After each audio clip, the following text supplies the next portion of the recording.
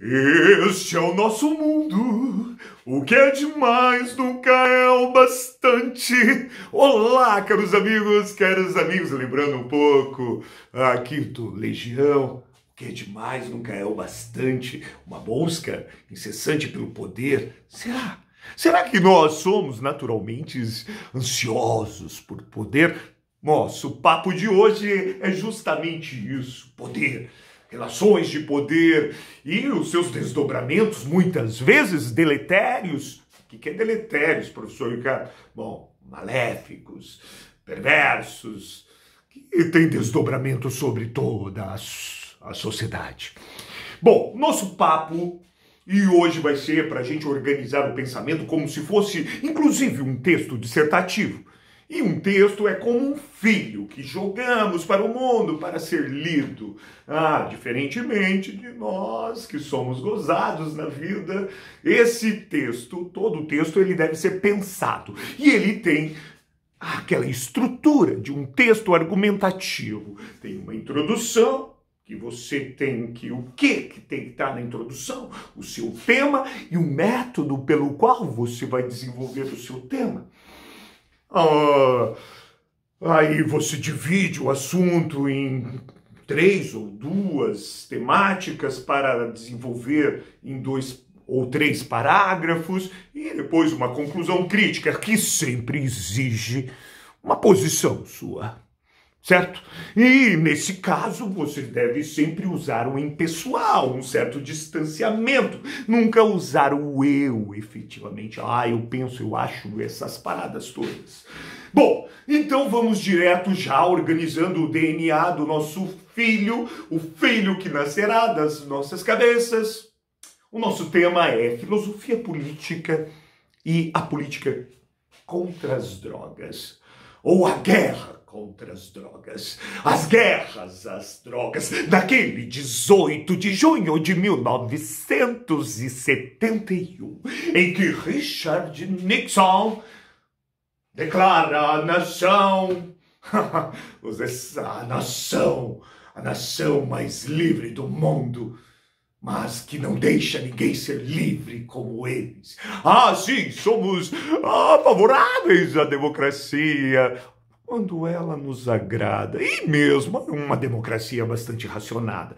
Estes são os Estados Unidos da América. Richard Nixon, sim, no dia 18 de junho de 1971, declara à nação que o novo inimigo, eles não conseguem viver sem criar inimigos, e é as drogas, os narcóticos psicoativos. Bom, então a filosofia política, vamos lá. No nosso texto, a gente precisa pensar primeiramente uma introdução, e na introdução eu preciso de um conceito da filosofia política, um conceito não muito apurado, mas mais ou menos que vai se articular, e como ele vai se articular com aquilo que chamamos de guerra às drogas. E depois pontuar como devemos desenvolver essas temáticas. Bom, então a introdução implica em um conceito, ainda bastante raso, daquilo que possa ser a filosofia política.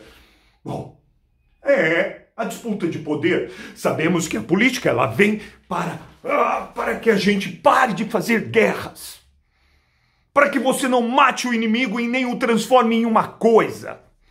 É isso que fazemos quando, ou pelo menos na antiguidade, fazíamos guerra.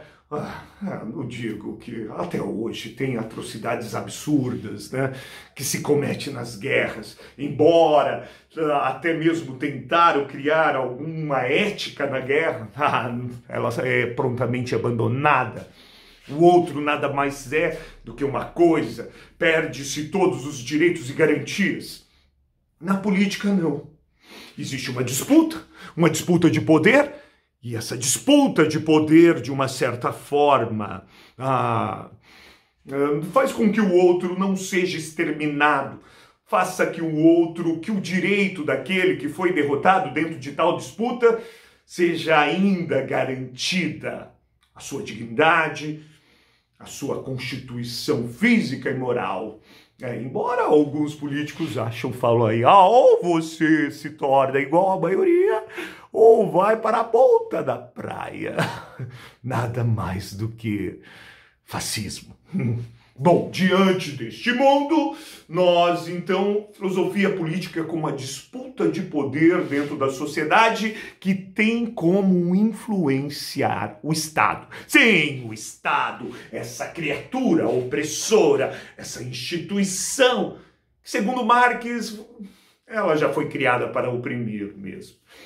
E também, inclusive, se pensarmos um Estado socialista, ele também seria opressor, como esse Estado agora o é, usando os seus aparatos de forças, seus aparatos ideológicos para oprimir o indivíduo. É claro que o Estado de Direito, criado a partir da Revolução Francesa, que é um direito bastante abstrato, devemos dizer, né? Vai dar ao indivíduo condições de, olha, até aqui você pode, Estado, mas aqui você já não pode. Não vem querer invadir a minha casa sem um mandato judicial. É isso. Infelizmente, isso se aplica só para alguns. A democracia sempre foi meio que racionada, sobretudo em terras tupiniquins. Bom, então, já temos aqui um conceito de filosofia política. Disputa de poder na sociedade a fim de influenciar os estados e as políticas públicas do Estado. E uma das políticas públicas do Estado que vamos pôr em voga que é a guerra às drogas. É esta mesma que começa lá com o Richard Nixon em 21 de junho de 1971, em que ele declara que o inimigo número 1 da nação os narcóticos. Bom, e aí começa essa disputa. E dentro da sociedade, seja qual sociedade for, sempre tem os conservadores, que querem manter a ordem. Ai, que mundo lindo, gente. Temos que manter esse mundo, olha, cheio de oportunidades para todos. Olha que sustentabilidade desse mundo. Ele não destrói nada, a natureza. Precisamos manter esse mundo. Olha que igualdade, olha que dignidade para todos. Os conservadores. Sim, os conservadores querem manter a ordem como está, sobretudo se essa ordem é a ordem do cala-boca. Cala a boca. Essa paz que não quero para mim. Essa paz que eu não quero. Ou seja, mas é uma paz que traz uma ordem justa. Então os conservadores gostam de manter a ordem. Do outro lado, existem os progressistas que olham uma sociedade desigual, insustentável, em que mata aqueles que estão mais fragilizados dentro da sua cadeia social e, então temos que mudar isso aí, ok? Não, esse que diz que vai mudar isso aí não é um conservador, para não dizer pior do que conservador, talvez, que em algum sentido você não possa ser um conservador, mas é um reacionário. Pior. Então, nós temos conservadores de um lado, progressistas do outro, progressistas querendo fazer a disputa política para mudar a sociedade. Os conservadores querem conservar, Ave Maria. Bom, então, diante desse cenário, nós vemos que há posições. E aqui já deixamos a nossa introdução, que vai se pautar, primeiramente, por essa disputa entre conservadores e progressista no que diz respeito ao tema da guerra às drogas. O outro que vai ser efetivamente os motivos pelos quais as guerras às drogas são instauradas ali no início dos anos 70. E o terceiro, os efeitos dessa guerra às drogas. Então, já seguindo para o segundo mês da gestação deste texto, agora vamos lá. Disputa entre conservadores e progressistas. Os conservadores sempre olham, gente, que horror! Precisamos combater as drogas, precisamos empenhar recursos e mais recursos para fazer com que as drogas possam deixar de existir em nossa sociedade, trazendo misérias de toda sorte. Portanto, os conservadores, eles são, mesmo depois de 50 anos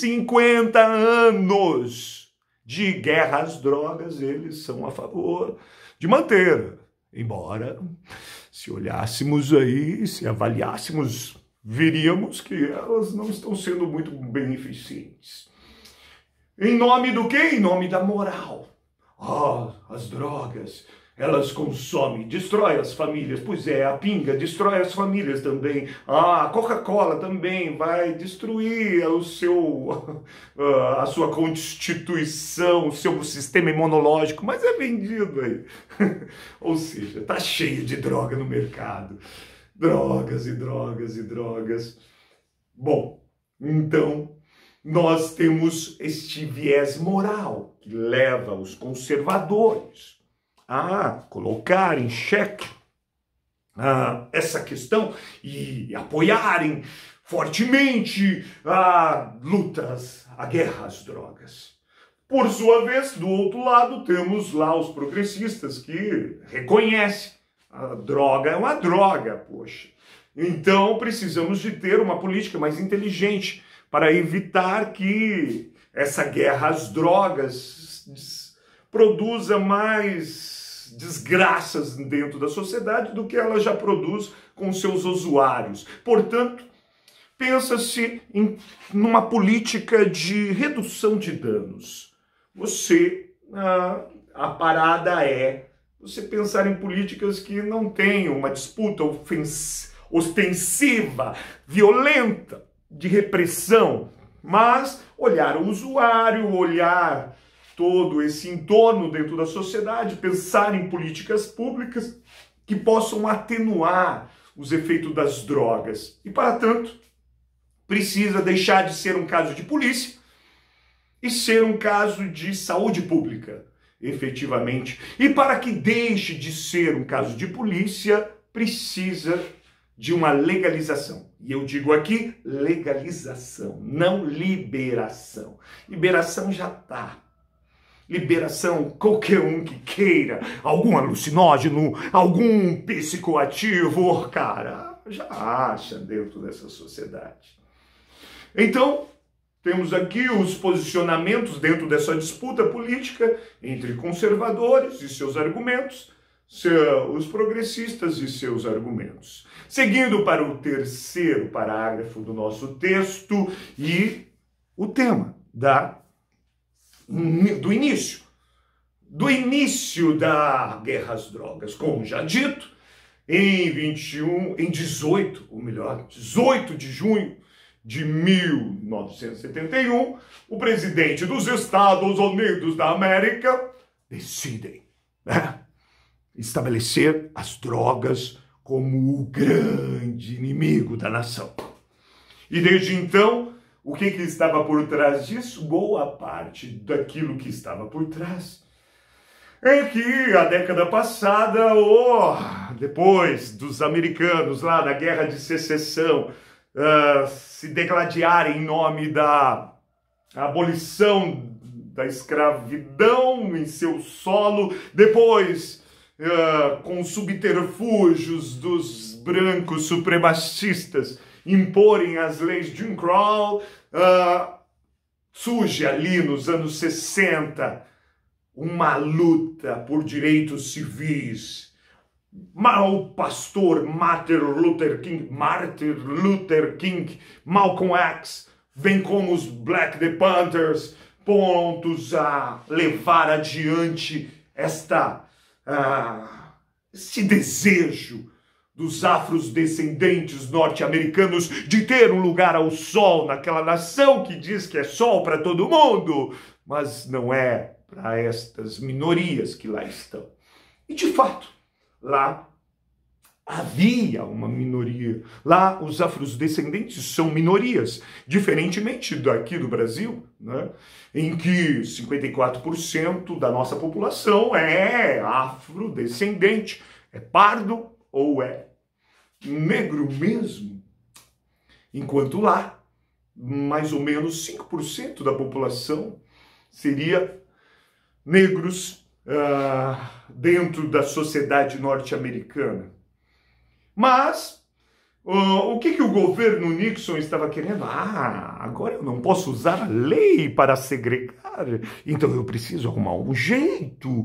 Bom, então vou estabelecer a guerra às drogas, porque eu sei que as comunidades afrodescendentes norte-americanas estão mais sujeitas à vulnerabilidade social, e então eles estão mais dados a buscar alternativas com o tráfico de varejo de drogas. Então, olha que boa ideia. Vou encher as prisões de afrodescendentes. Portanto, aquilo que estava já no início da guerra às drogas, havia um interesse inconfessável do senhor Nixon e de toda a elite branca norte-americana, que era de criar meios para segregar, fazer um certo higienismo dentro da sociedade, já que as leis agora, brancos e negros, eram iguais, graças ao movimento dos direitos civis. Isso também servia para Nixon justificar as suas intervenções sobre os países da América Latina. Olha, nós estamos aqui numa missão humanitária. Como foi o projeto, como tem sido até o projeto Colômbia, em que eles instalam, ferindo as soberanias dos países da América Latina, muitas vezes, em que a Colômbia sempre foi fiadora, deixando com que eles intervissem efetivamente. Portanto, a guerra às drogas nasce lá no início dos anos 70 com uma manifestação, uma declaração que não confessa efetivamente para quê. Efetivamente era para, internamente, criar segregação entre os afrodescendentes, com os afrodescendentes. E depois, internacionalmente, intervir em regiões como a América Latina, efetivamente. E aí entra a nossa terceiro tópico, o nosso terceiro tema, senhores e senhoritas, que é, efetivamente, aquilo que chamamos os efeitos das guerras às drogas. Qual o efeito? Puxa, todo esse combate, todos esses recursos gastos, certamente, meu querido, minha querida, serviu para alguma coisa, não serviu? Parece que não. Né? A guerra às drogas tem se demonstrado depois de 50 anos, pouco eficiente. O Brasil, por exemplo, até a meados dos anos 90, era simplesmente rota. E hoje se tornou um dos maiores consumidores de drogas, mesmo com a guerra às drogas. Quais são os efeitos disso? Nenhuma eficiência. Ou seja, pouca eficiência em combater efetivamente as drogas. Mesmo porque quando você cria pressões de acesso.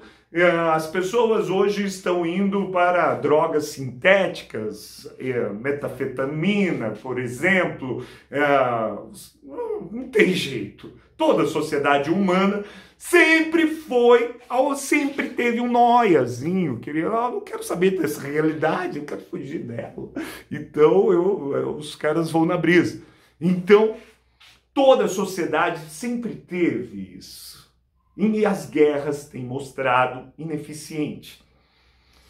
Outro ponto, ela tem criado um ciclo de mortes, sejam de jovens periféricos, seja de policiais, seja dos crimes que redundam diante de um negócio extremamente ilegal. Portanto, ela tem se demonstrado ineficiente e ela tem matado mais do que as próprias drogas poderiam matar os seres humanos que querem fazer essas paradas todas. Outro elemento tem trazido corrupção nos agentes públicos, porque, bom, um negócio ilegal precisa de ter vistas grossas para que eles funcionem. E então gera-se a corrupção nos agentes públicos que fazem vistas grossas para o comércio e numa dessa a coisa pega terrivelmente, sobretudo num estado em que se paga muito mal determinados setores, como a polícia, efetivamente. Outro elemento é que o encarceramento de pessoas, que aumentou-se com a lei 13.743, permitiu um encarceramento. É claro, teve alguma coisa de algum progresso de você não criminalizar o usuário, mas sempre quando aquele que fosse pego com determinada quantia de drogas, se fosse negro ou pardo, prontamente seria visto como um traficante. Enquanto que se ele fosse branco, classe média, ele seria visto como um usuário, porque a lei não determina. E isso, com essa lei, criou-se uma grande indústria de encarceramento de mulheres. E, bom, jovens que muitas vezes foram pegos no varejo, comercializando, são colocados na prisão. E quando colocados na prisão, são abandonados lá. Muitas vezes eles nem tão perigosos são, nem foram pegos com arma ou tal, simplesmente com as drogas. E lá eles vão encontrar a Irmandade. A Irmandade vai acolhê-los, dar a eles o sustento, e de maneira tal que quando eles saírem de lá, aí eles sairão muito mais perigosos, muito mais prontos a produzir mais males sobre a sociedade. Diante desse cenário, nós vemos que há um propósito propriamente classista na guerra às drogas. Por quê? Por quê, cara pálida? Porque ela busca atingir somente o varejo. Ela busca atingir somente a galerinha ali, que está na periferia. Mas não é essa galerinha que financia. Não é essa galerinha que faz a lavagem do dinheiro. Não é essa galerinha que arruma as armas e seu tráfico. Mas é um grande e complexo sistema em que precisa de financiamento. Alguém está financiando o refino, alguém está financiando essa produção que chega nas mãos dos periféricos varejistas. Mas muitas vezes a polícia não se atém a esse complexo mais amplo que não aparece para nós. Só aparece para nós o varejista lá na televisão, na mídia, mas não aparece o tráfico de armas, não aparece os bancos que lavam dinheiros, não aparece. Recentemente apareceu, mas bem rapidamente, quando o HSBC estava lavando dinheiro do cartel de Sinaloa, no México, efetivamente. Portanto, eu quero que a gente pense. Dentro da filosofia política, disputa de poder, à medida que há disputa de poder, as pessoas assumem posições.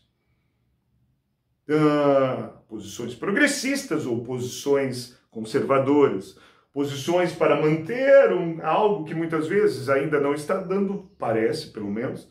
Você pode demonstrar que está dando certo. Que não está dando certo, ou outras medidas que possam ser alternativas a isso. Portanto, se liga e desenvolve aí o seu texto, sacou? Um abraço, meus queridos, minhas queridas.